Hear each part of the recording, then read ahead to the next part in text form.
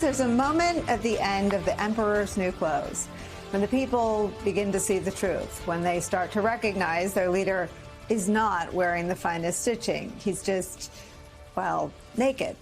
Well, today, Donald Trump is feeling the breeze.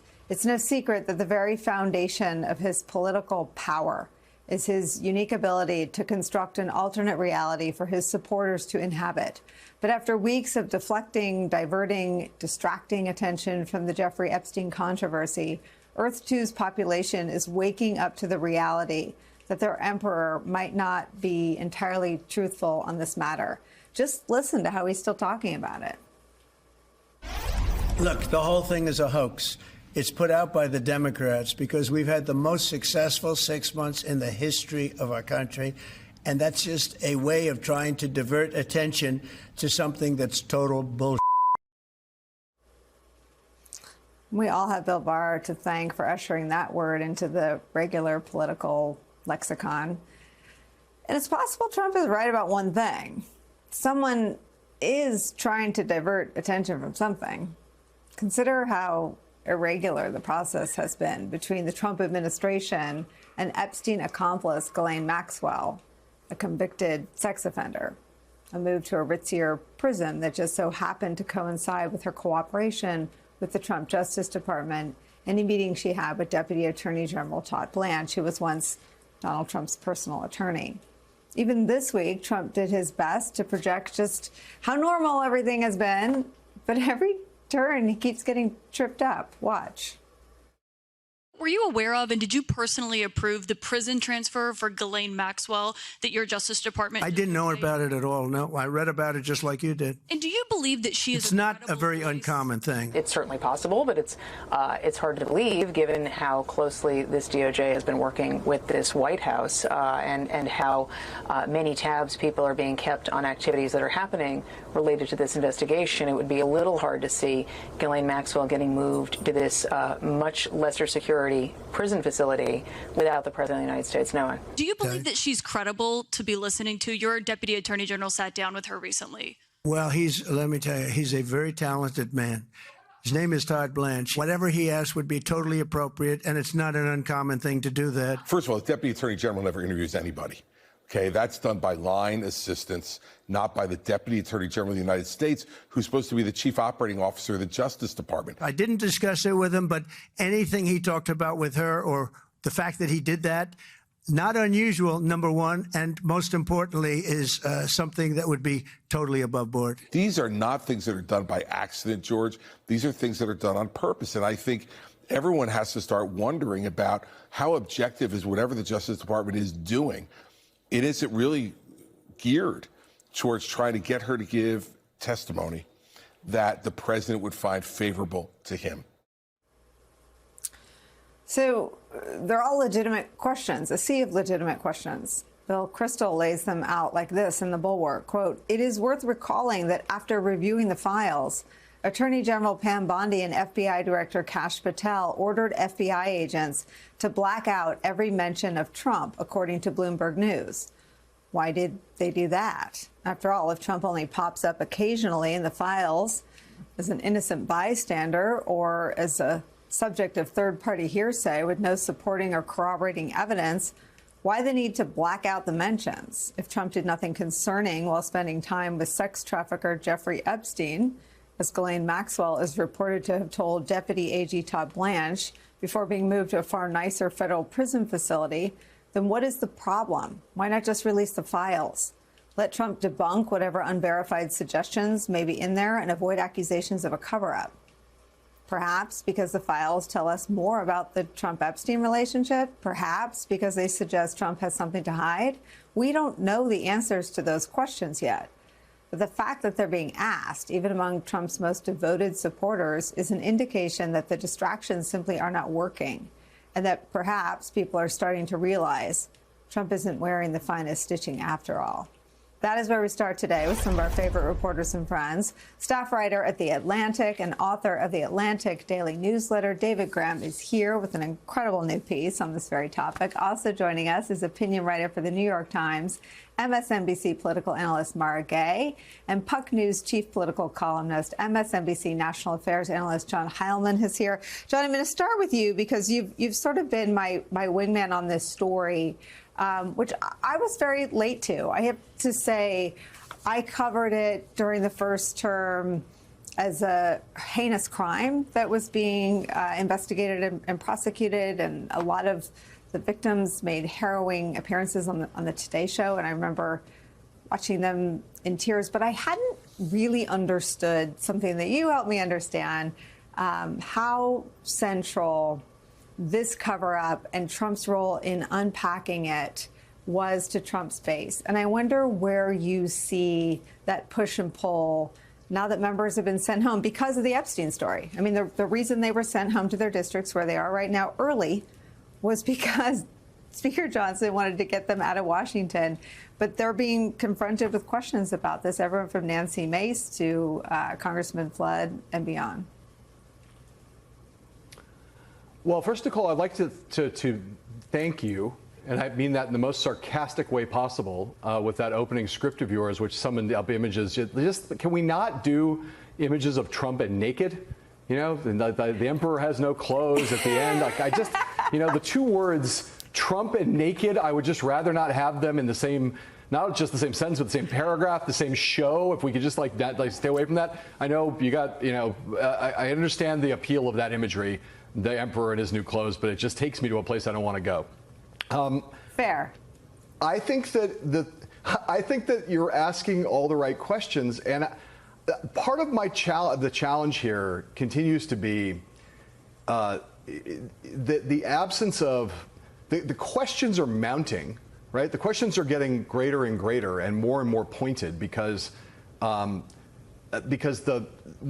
answers are not getting any clearer, but the questions, the sheer volume of them, and the obviousness of them is making it kind of difficult to reach any conclusions just on the logical basis other than what I've been saying to you all along, which is, you know, Trump is taking on water on this matter in a substantial way. He's taking on water across the board. This is, you know, you were talking about a lot of the polling yesterday on the show. We see it, you know, his losing ground with young men. We see it across the board in his approval ratings. We see it anecdotally in these town halls. We see the manosphere turning against him. We see all these things happening, and you know, Trump has always had a very acute sense of his own, of what moves his base, what moves his core support. He knows that this is a dangerous issue for him, and yet he continues to do things that only make the situation worse for him, that only raise further suspicion, that only raise more of the questions that we're talking about here, which when someone, again, Trump is not the most rational creature in a lot of cases, but when it comes to his political survival, he's always been very rational, and he's made trade-offs all along the way in order to maintain the strength that has kept him in our politics and at the forefront of our politics for the past decade. He's now making choices that are hurting him politically day after day after day. And there is only one logical conclusion. Again, I've said this before on the show, and I feel like a broken record, but there's only one logical conclusion, which is that whatever is on the other side, whatever, if he made the decisions that would the opposite decisions of the decisions he's making now, which are hurting him politically, that if he made those decisions, that the political cost to him, and who knows, maybe the legal cost to him, I don't know, but whatever the various costs, the psychic costs, emotional costs, political costs, legal costs, would be greater. And that I think continues to be the case. There's no other logical explanation for what he has been doing other than that he is afraid of what full disclosure of what is in the Epstein files would bring to him.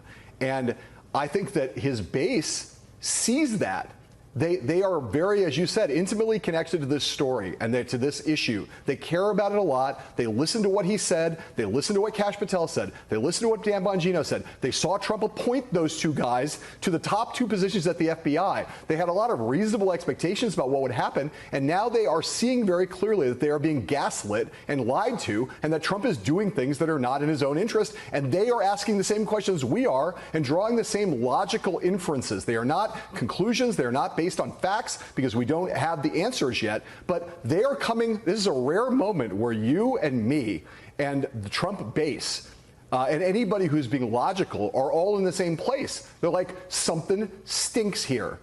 And that's, I think, just inescapable. President Trump's efforts to remake the global economy entered a new phase today as U.S. import taxes, otherwise known as tariffs, reached their highest level since the Great Depression. Joining us now, NBC News senior business correspondent Christine Romans and University of Michigan professor of economics and public policy Justin Wolfers. Welcome back from vacation, Justin.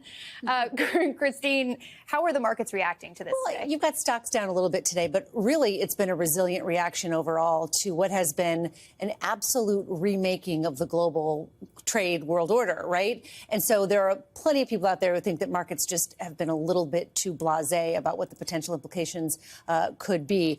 But look, you've got 6 months of this drama back and forth about tariffs, and then now about, a number of hours since these tariffs, these biggest tariffs, have really been in effect here. So I think the bigger note, you'll notice it more on your grocery bill probably in the near term than your retirement fund, honestly. Is it looking likely that the markets will continue to soften the blow or absorb this?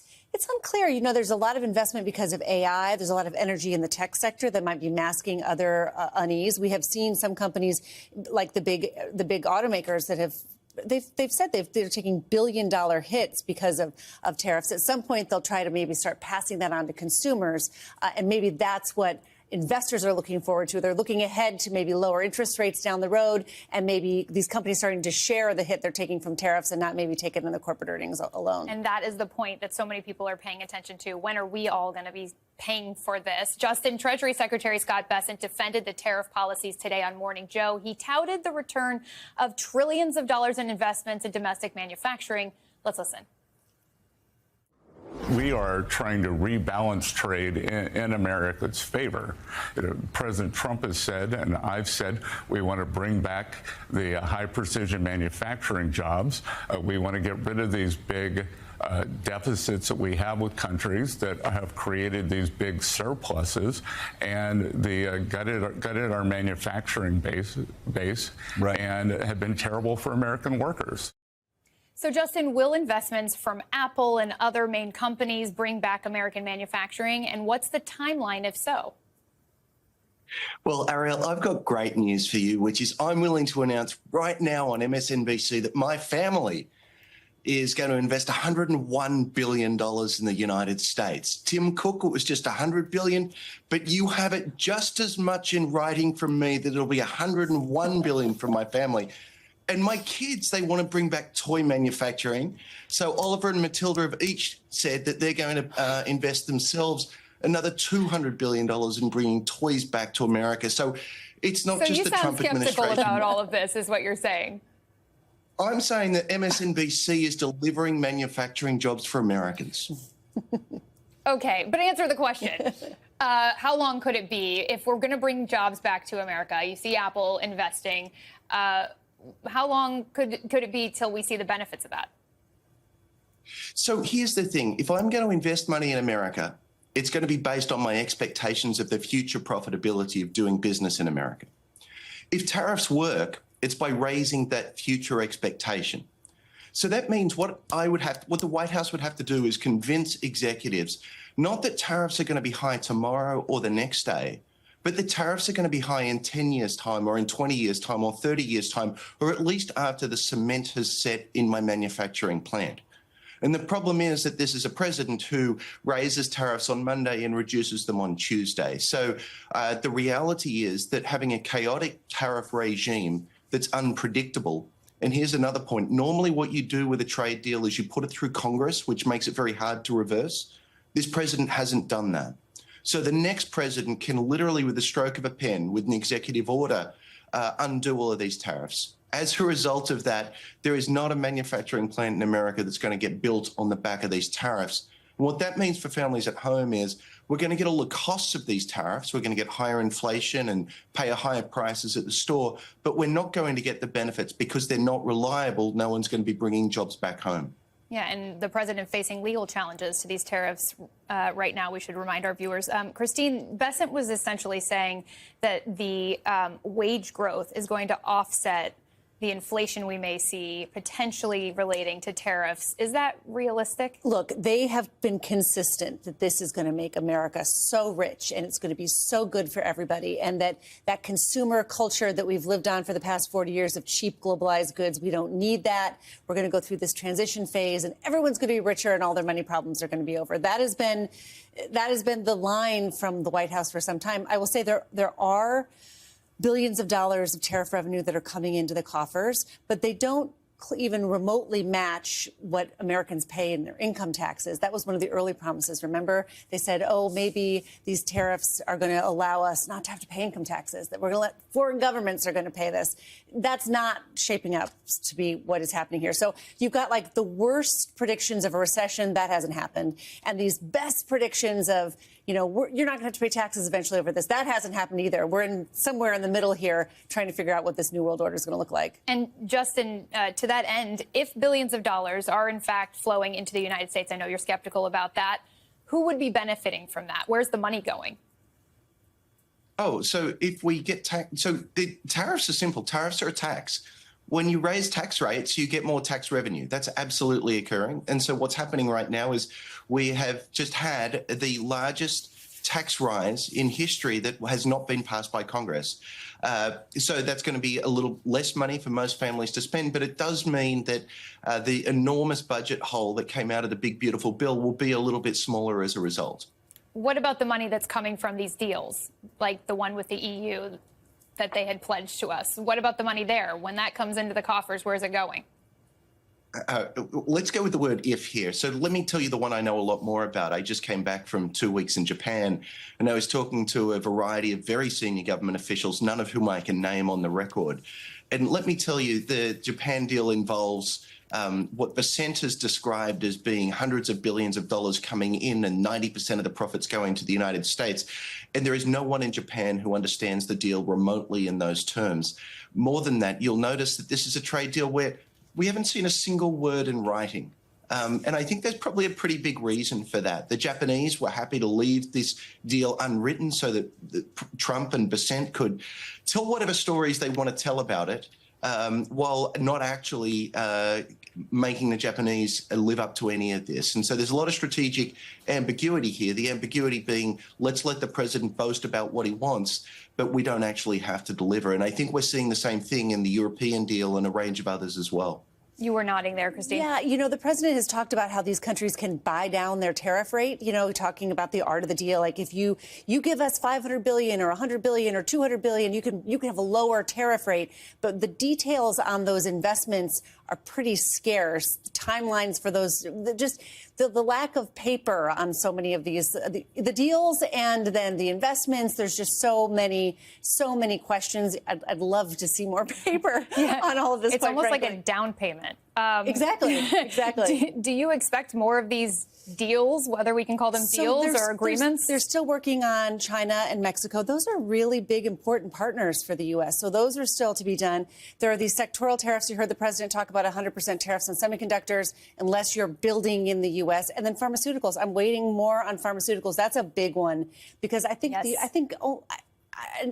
this is 25% or less of the drugs we consume in this country are made in this country. So that is a really, really big one. And so many people are reliant on those drugs made out of the country. Thank you so much, Christine Romans and Justin Wolfers, who apparently was working on vacation as well.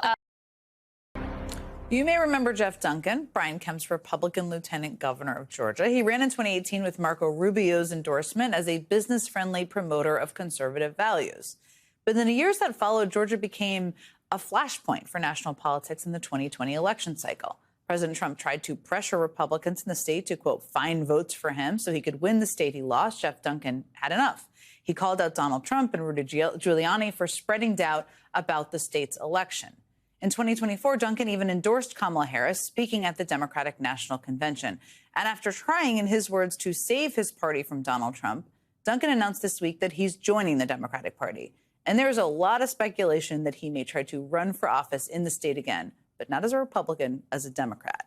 In an op-ed for the Atlanta Journal-Constitution, he laid out his support for expanding health care access and his opposition to Trump actions like immigration raids and cuts to food assistance. My decision was centered around my daily struggle to love my neighbor as a Republican, Duncan wrote. The list of reasons why I'm now a Democrat continues to grow. Most importantly, my decision puts me in the best possible position each day to love my neighbor. And joining me now is one of Georgia's newest Democrats, former Lieutenant Governor Jeff Duncan. So let me start by just asking you, this is a big switch for anyone. I mentioned some of the issues you talked about in your op-ed in the Atlanta Journal-Constitution. How did you make the decision? And when did you make the decision? Why did you decide it was the right choice for you? Yeah, Jen, this has been going on for years for me. I think most folks that have been around me, operated around me in politics and in the legislature, saw this evolution happening. And it was twofold. One is the Republican Party has just turned into something I don't recognize, don't respect. But also, I always wanted to be in the solution business. I got into politics 10 years ago because I wanted to, come up with creative solutions to real people's problems. And Republicans have just created a brick wall around so many of these solutions. And so, I wake up today refreshed that I can be back in the idea business. And, Georgians and Americans in general have real problems. As I mentioned in the piece, over 1.2 million Georgians wake up every day without health insurance. And Republicans have said that the answer to that is a job. The reality is 85% of those people wake up in a working household. So they have a job, they just don't have the right job. So we've got to figure out creative solutions around that and other things like gun control. Over 90% of Americans want to have serious action taken on gun control, yet Republicans won't let it across the finish line because they're scared of their own shadow on the issue. And the list goes on and on. I'm excited to be back in the idea business. You also talked in your piece about immigration and some of the immigration actions we've seen recently, people being terrorized on the streets. Those are my words, not yours, but you talked about that in your piece. There are other issues Democrats care about. What did you not have space to write about? Abortion access. What are other things people should understand you're aligned with them as now a member of the Democratic Party on?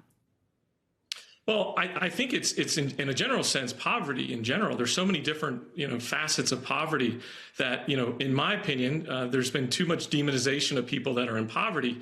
I think about, leveraging a $17 billion rainy day fund that we have in Georgia, some sort of jumpstart for those folks that are, one prescription away from being able to carry a full-time job, or one roof over their head away from being able to get their family back together, or one skill set away from being able to launch a career.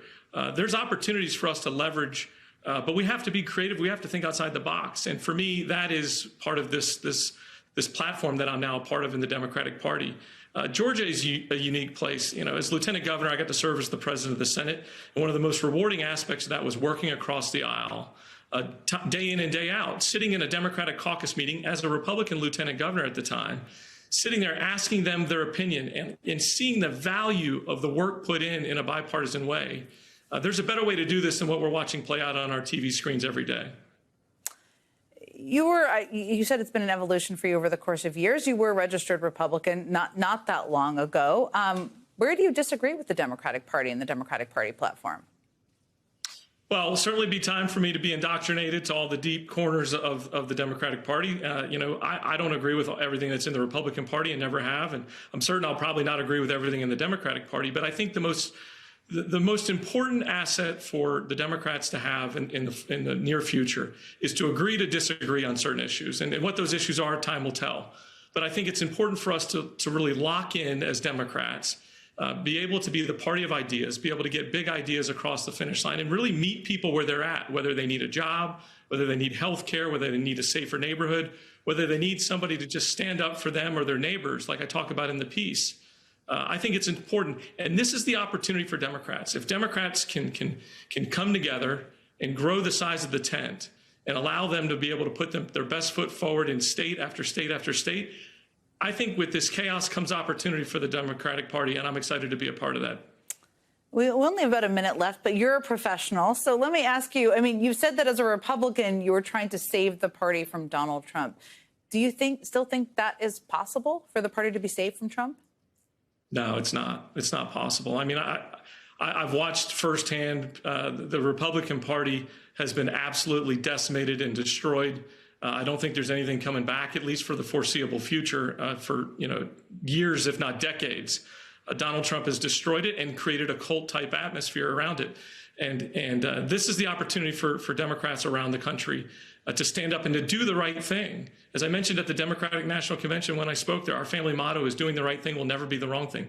This is the right thing for Jeff Duncan to do. I think this is the right thing for Democrats to do, is to look for ways to love our neighbor. Jeff Duncan, thank you for joining me. I'll look forward to seeing what you do next. There's lots of politics ahead in Georgia. New York Governor Kathy Hochul, who hosted Texas Democrats in Albany this week, writes in the Houston Chronicle, quote, "What Texas Republicans are doing under Trump's direction is nothing short of a legal insurrection on our Capitol. But using a legal system doesn't make it legitimate. It's a hijacking of democracy, and it must be stopped." And Governor Kathy Hochul of New York joins us now. So, Governor, just to underscore something Michael said, there is no federal crime that all of a sudden these agents are getting involved in. Let's say, though, it puts you on a collision course with the FBI. What do you do then? First of all, I have a lot of respect for the FBI, but I guarantee there are far more important pursuits that they should be engaging in, like human trafficking, breaking up drug cartels, stopping terrorist attacks here in New York City. So I think this is an abuse of the power of the FBI to direct them to go after duly elected officials in the United States of America. If we've fallen that far, that makes our fight even more important, that all people stand up and say, we're not going to let you take away our democracy, and you're not going to hunt down our elected officials. So, Governor, you've waded into a national gerrymandering fight, a partisan political battle at a pitched fever level. What do you see when it comes to New York? You can't actually do anything to redistrict until 2028. So is your role in this more symbolic and fighting with Democrats, since nothing can really come of it for several years unless something happens at the State House? I mean, to not engage in this fight. If we don't fight for our democracy, we're doomed to lose it. That's how high the stakes are right now. And New York State, our normal redistricting, the next election would occur in 2032. I'm going to do whatever I can to literally change the Constitution of New York State to allow us to have an election with the lines that we draw. If this is how they're going to play the game, we're going to fight fire with fire. I didn't want to take on this fight. I've always followed the rules. Democrats always follow the rules. But when they're willing to do this to subvert our democracy, shame on us if we don't stand up. So I will get it done in 2028 if necessary. If they continue down this path, and of course they can stop. They want to stop this game. They can stop right now, and we'll stand down as well. But until then, we're not going to be on the sidelines. So 2026, I'll do what I did last year. I worked with Hakeem Jeffries, and we won 5 out of 7 battleground states or seats in Congress for Hakeem Jeffries. We got him that close to becoming Speaker. How important this is now more than ever to see what Donald Trump is doing to this country. And you know why they undertook this whole exercise? I'm convinced because they saw the polling for next year, and they're going to be obliterated next year because of all the Trump policies that are hurting New Yorkers in Republican districts as well. So they saw this. They said, they're in a panic. What can we do?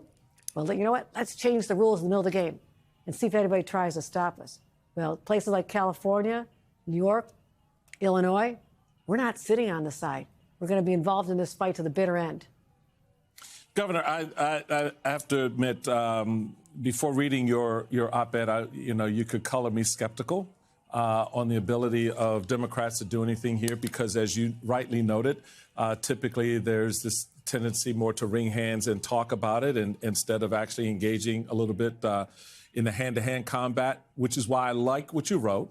And I like what you just said, because Elise sort of really set up and anticipated the reality here, which is, you know, the Independent Redistricting Commission is codified in the Constitution. So you are sort of boxed in that regard. But it sounds as if you have already begun thinking through strategically a way in which you can keep New York in that game, not get sidelined because of some of the legal and constitutional obstructions there, but figure out workarounds. That's one point, and it's an important one. How then do you also set New York up as an example, along with California, for other states, Pennsylvania, Illinois, et cetera, where Democratic governors can begin to look at their maps and go, you know what? Republicans at the end of the day want to try to get 15, 20 extra seats this way. Let's try to get 30 or 40. Well, Michael, just on the first premise of your question, I've never been a hand-wringer on the sidelines. I'm a street fighter from Buffalo, and my blood is boiling over this. And so is the other governors, the other Democratic governors. We've talked about this. And history will judge us how we respond in this moment. Because if we allow the Republicans to get away with what they're attempting to do, this legal insurrection of our U.S. Capitol, then we'll have a generation of redistricted, gerrymandered seats that are skewed against Democrats. And when will we ever get the balance of power, at least in Washington? I served in Congress when the Republicans were in the majority in the House of Representatives. I lost that seat in the most Republican district in New York. I won that seat at first. I lost it with redistricting. But guess what? I only lost by 1.5 points, but I refused to repeal the Affordable Care Act. So I know Republican districts very well, and they will stand up and fight back. And right now, Republicans in Republican districts are sick and tired of what's happening to them. Talk to the farmers in Elise Stefanik's district in the North Country. Talk to people in Mike Lawler's district in the Hudson Valley. People are going to be losing health care, child care. And talk to a mom or dad anywhere in America. How are you doing getting ready to buy back-to-school clothes and backpacks and sneakers when the sneakers you could have bought for $42 have gone up to $72? That's just in 3 months. That's what tariffs are doing, and it's starting already. So they're going to be wiped out. They know they're going to be wiped out in the elections next year. Democrats will have a generational shift in our favor, but if they're going to break the rules, then I'm not going to follow the meter anymore. I'm sorry to say that. That actually hurts to say that. But I'm not going to go into a fight with my hands tied behind my back. That never works well. For the first time since Russia invaded Ukraine, an American president will meet directly with the man responsible for that decision, Vladimir Putin. We don't know when exactly, the Kremlin says in the coming days, but we did learn of one possible location from Putin himself, who's floating the prospect of the United Arab Emirates. Putin also didn't rule out direct talks with Ukrainian President Zelensky, an idea reportedly suggested by the Trump administration. But he said that won't happen until certain conditions are met. Still, the administration sees that as progress. I think for the first time, perhaps since this administration began, we have some concrete examples of the kinds of things that Russia would ask for in order to end the war. We haven't had much of that to this point. Obviously, the Ukrainians have a say in this. We got to bring the two sides and the two positions close enough so that, you know, the ultimate closer, President Trump, can get involved and make it happen. Well, the big question now, has Putin met any conditions to get this high-profile diplomatic opportunity after years of war and international isolation? NBC's Monica Alba covers the White House for us. Michael McFaul is former U.S. ambassador to Russia and MSNBC international affairs analyst. So, Monica, what do we actually know about how President Trump is approaching this potential summit?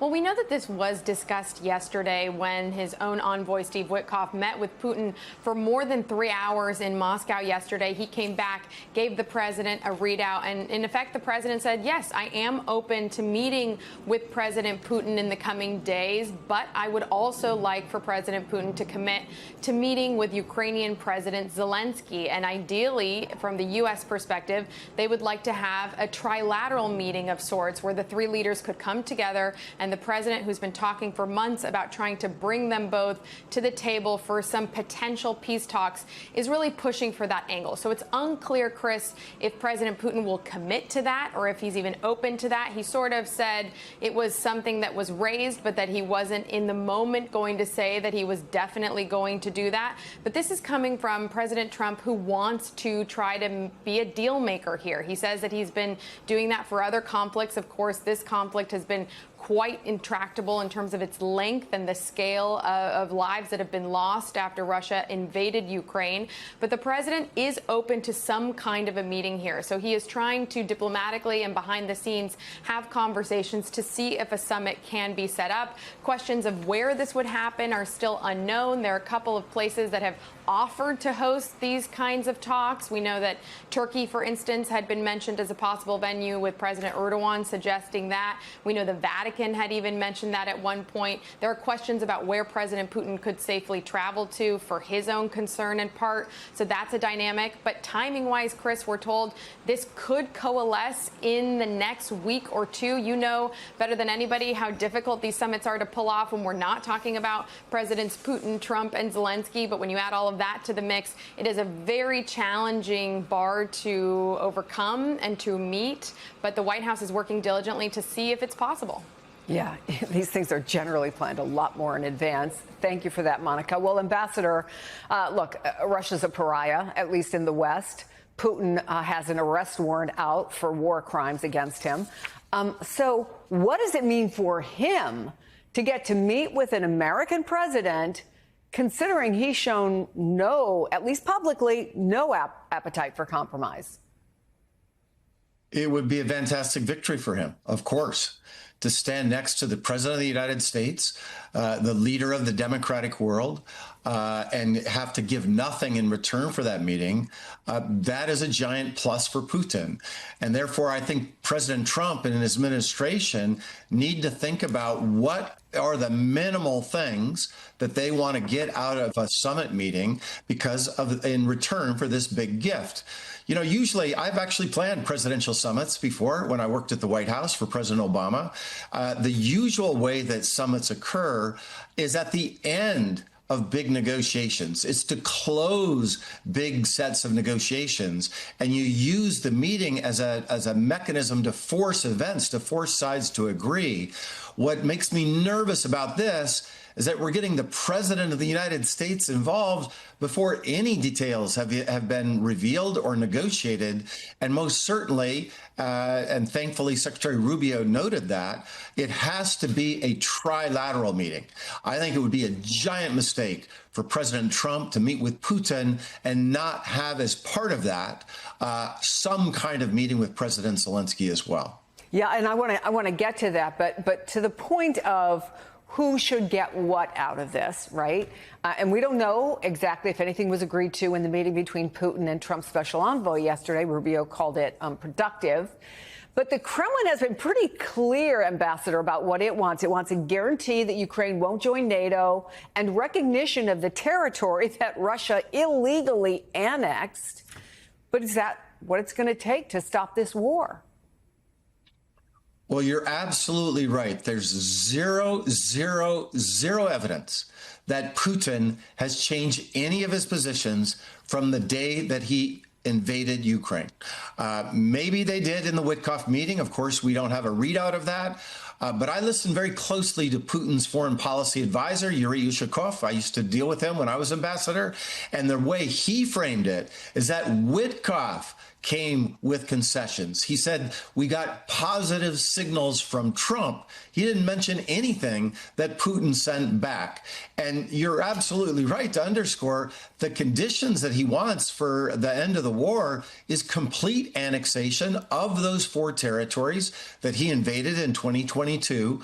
And I want to remind everybody that the Russian army does not control all of that territory yet. He's actually called for Ukraine to withdraw from their own country as a term, as a condition for a peace deal. So maybe he's come off of that position, but publicly we have no evidence yet that he's changed his view on that. Can we talk about Russia's financial situation. They are clearly under growing financial pressure. The Russia Central Bank projects the country will have zero economic growth by the end of this year.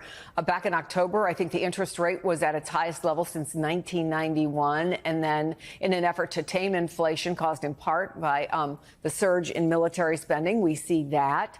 Tomorrow, the U.S. is supposed to apply, or said they would apply, a new set of sanctions, although it's not entirely clear, I don't think, if that's happening. Does any of that impact the equation that's going on with Vladimir Putin, you who have dealt with him and has an idea about what financial pressure means to him? I do think it has an impact, and I wish we would have a much more comprehensive, smart sanctions regime to increase the pressure.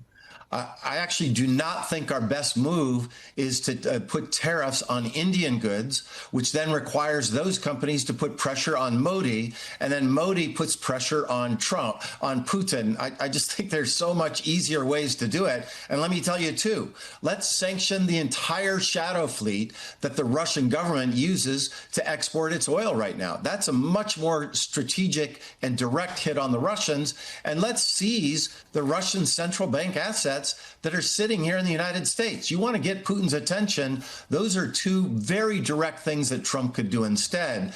But having said that, I want to underscore, you're right. The economy is under pressure. Banks are overextended. They're even talking about reducing military spending in the year in the next budget. And Russia is. Think about that. Reducing military spending during a time of war suggests that you have real economic problems at home. So back to Zelensky. We know Trump briefed some key European leaders on the summit. Zelensky clearly working the phones. Reports are he's been talking to the leaders of Germany, France, Italy today. And in his description of those conversations, he repeatedly emphasized that Ukraine's fate is directly tied to Europe. And, quote, therefore, Europe must be a participant in ending the war. But, of course, they won't be at the table either. Is it a trilateral meeting? What role, if any, does Europe play in this? What are the risks and maybe potential benefits of Trump trying to go this alone? Well, if there's actually a summit meeting next week, that means that's going to be a meeting without preparation, right? Normally, can I just ask you, and I want you to finish that answer, but just the tone of your voice, are you skeptical this will ever happen? I don't know. I've heard of other things before. This is going to happen. Maybe we'll see what happens. I think it's too early to book any flight reservations just yet. But I want to be sincere. I hope it happens. I applaud the president for trying to end this horrific, barbaric war. I just want to underscore that it's going to be complicated to do that. It's not going to happen in a summit with Putin in a 2-day summit. Usually, you have the preparatory work done before you bring in the president of the United States. There's been no preparatory work done so far. Mr. Witkoff flying to Moscow and having a 3-hour meeting, that is not a negotiation. And I would prefer it to be the other way around, but maybe this jumpstarts it, and then that other process happens. And most certainly, Ukraine has to be part of it, and most certainly the Europeans have to be part of a comprehensive solution. And my sense, talking to people in Kiev, their fear is that President Trump will wing it without knowing a lot of the details. He'll be convinced by Putin, and that will then lock them into a position that is not tenable for their own national security interests. And by the way, may not be tenable for Zelensky's own political interests. It's not as if he's not a dictator. He's a democratically elected leader. And so he just can't accept some terms that Trump negotiated without support within Ukrainian society. Ambassador Michael McFaul, as always, your knowledge of this situation is invaluable. Thank you for your time, sir. Appreciate it. Thanks for having me. It is time now for Money, Power, Politics. Today, Trump held an event at the White House alongside Stephen Moore. Remember that guy? Now he is with the Heritage Foundation. Together, they unveiled new, unpublished data that they claim shows job revisions during the Biden administration. Watch this. I was telling the president that he did the right thing in calling for a new head of the Bureau of Labor Statistics, because this shows that over the last 2 years of the Biden administration, the BLS overestimated job creation by 1.5 million jobs. Mr. President, that's a gigantic error. I don't think it's an error. I think they did it purposely. Whether that, you may well be right, but even if it wasn't purposefully, it's incompetence. Right. Moore also said that this data would be released sometime in the next 6 months, which means we have absolutely no way of verifying whether this is actually true. Well, Treasury Secretary Scott Bessent also defended Trump's decision to fire the BLS commissioner today, though he didn't say things were rigged and didn't say it was because she was appointed by Biden. Take a listen. I can tell you that, like the BLS in government, we have settled for so much mediocrity across the government. BLS in many of their cells, the things that they fill in, rather, they used to have 100% the surveys. Some of them, they're just down to 30% of actual data, and then they're intuiting or imputing the other data. So, this is a long-needed change, and the head of BLS is responsible for this. But here's the deal. Trump officials keep trying to defend this firing. But if they actually cared about these revisions, the answer is not to fire the commissioner. The answer would be to provide the resources the Bureau needs to do better. And yet one of the first things the Trump administration did was get rid of the committee that had the job to try to make the labor report more accurate. For fact's sake, the reason for such big revisions is not because they're rigged. It's because they're updated often, especially when the economy is unpredictable, like during COVID or the financial crisis or right now. Why do I say right now? Because right now, Trump is completely reordering our economy. He's slashing government funding. He's gutting the federal workforce and slapping huge tariffs on key allies. Revisions are not a sign that the agency is failing. They are a sign that it is working, making corrections as we get more information, as we get better, more accurate. Now, could we do more to get better information sooner? Yeah. Could we decide we want to change our methods and practices, that some may be out of date, some might even be obsolete? Sure. We all want information that is fast and accurate. But cutting budgets for agencies that gather the information we rely on, like information that is about weather forecasts or inflation, you cut those agencies, leading to more problems, leading to mistakes. That leads to a lack of trust in our government. And when you don't trust the government, that loss is incalculable. I want to bring in veteran Washington correspondent John Harwood. He's a distinguished fellow at the Duke University and columnist for Zateo on Substack. And Max Chapkin joins us, Bloomberg Businessweek journalist and co-host of the Elon Inc. podcast. John, I got to just take a deep breath on this. What do you think? Are people going to lose even more trust in the government? Because you've got the president saying things are rigged. You've got Scott Bessent saying, the agency is basically incompetent. And let's be clear, we do get big, but let's be clear, we do get big revisions almost every month. And that is very frustrating for economists or businesses who need to rely on this info. Well, but you identified one of the reasons that it's difficult to gather information right now is because the uncertainty that Trump has created through the way he has taken a sledgehammer to the federal government, the way he's been erratic on tariffs, announcing them, pulling them back, watching the market go up and down. It is very difficult for businesses to plan in that environment, and it's difficult for the government to get information. But if you were the president right now, you ought to tone this down and step away from this story, because the president personally has no credibility on this subject. The sycophantic aides or advisors like Steve Moore who are brought in, they don't have any credibility. BLS has a lot more credibility than the president does, and by harming that agency, he's going to make it a lot more difficult for anyone to have confidence in government economic statistics.